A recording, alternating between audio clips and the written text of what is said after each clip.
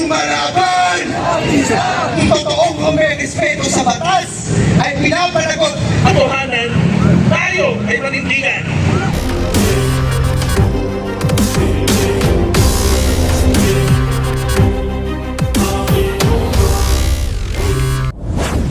Ng pagkakataon na takasan ang lahat ng kawalang hiyaan at katiwalian ni Sara Duterte sa milyong-milyong Pilipino na kumakayod sa kabila ng sakuna at hirap ng buhay.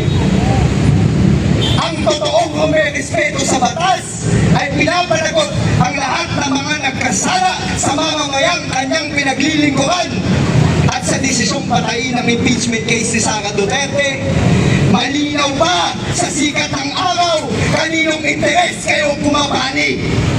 Pumapani kayo sa interes ng mga magnanakaw, ng mga mamamatay tao, mga sinungaling at mga kahaman sa kapangyarihan.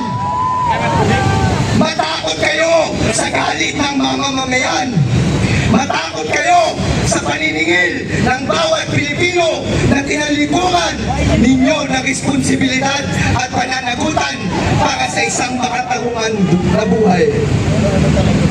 Mahiya kayo mga senador, mga wala kayong kwenta, mga walang kwentang senador, mga palangunin ng mamamayang Pilipino.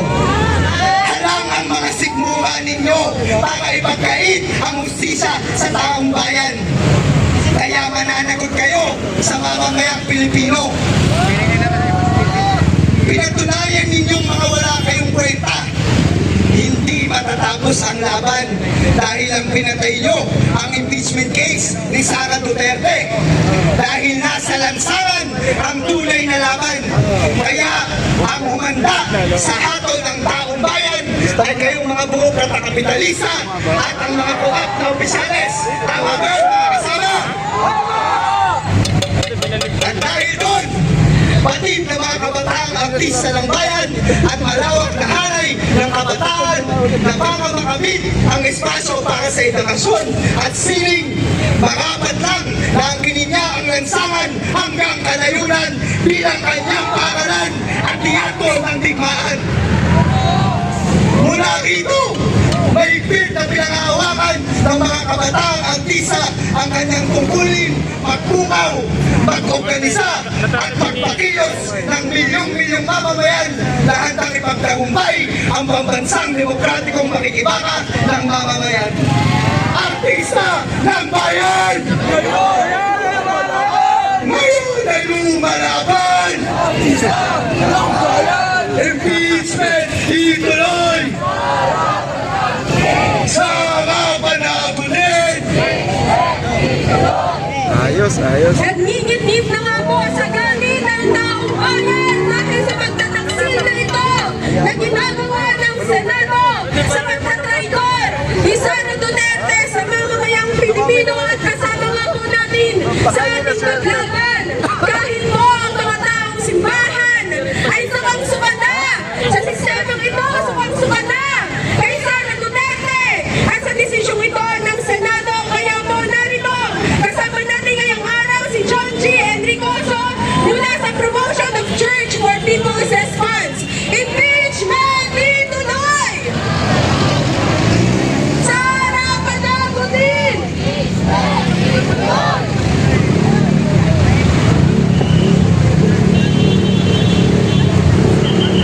Pagpalayang araw mga kasama. Galit ba tayo mga kasama?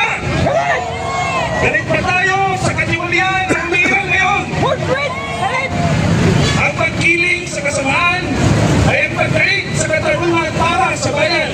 Panawagan ng taong simbahan. Ang ginagawa ng Senado kahapon at ang ginawa ng Korte Suprema sa kamagalanan ay isang malaking kamalian. Nakikita ng taong bayan na hanggang ngayon ang may kasalanan at ang nasa katiwalian, ang kanilang kasakiman ay gumagawa ng krimen sa taong bayan at pinapalagpas pa. Delikado dahil tila inormalize nila ang ganitong klaseng kalakaran. Ang hindi pagpapalagot sa may tunay na kasalanan. Papayag ba tayo dito mga kasama?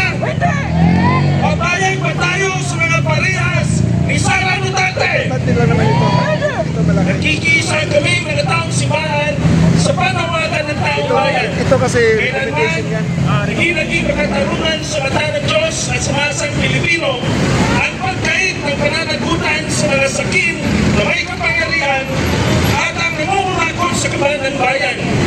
Tandaan natin, ang pundasyon ng demokrasya ay accountability at sinisigurado nito na ang mga opisyal ng bayan ay dapat managot sa kung anuman kamalian, kabalitunan o krimen na ginagawa nila sa taong bayan.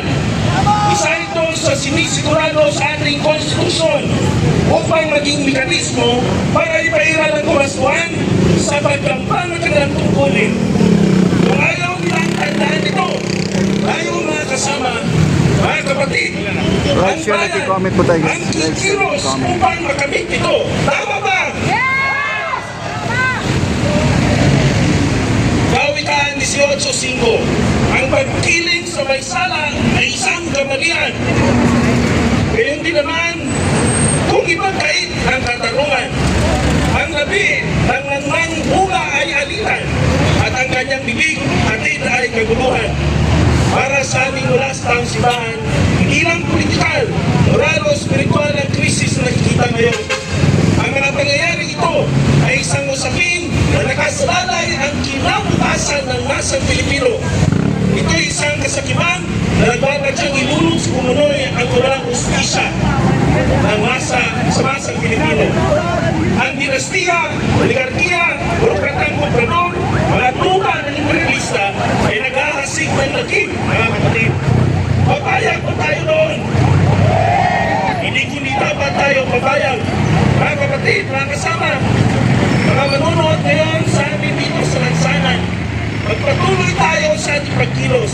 Tama natin ang pag-iikaos ng bayan dahil sa ginagawa ng mga parehas ni Sara Duterte.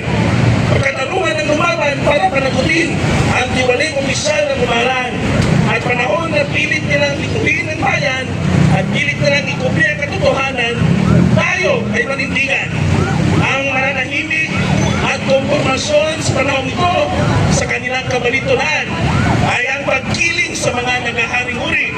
Taong bayan ang magpapaalala at pagkamit sa pananagutan at ipairal ang katarungan.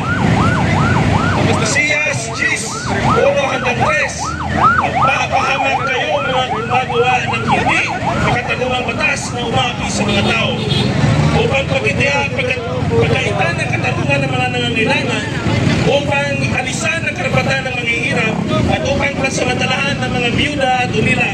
Ano ang gagawin ninyo sa araw ng pagpaparusa? Pagdating ng pagwasak na magmumula sa malayo. Tayo yon mga kasama. Tayo ang magpaparusa sa kanila. Kaya humanda sila. Kayo na mga tiwaling opisyal. Humanda kayo Sara Duterte. Kayo na kumikilig sa pag-iral na kasamaan. Maniningil ang taong bayan.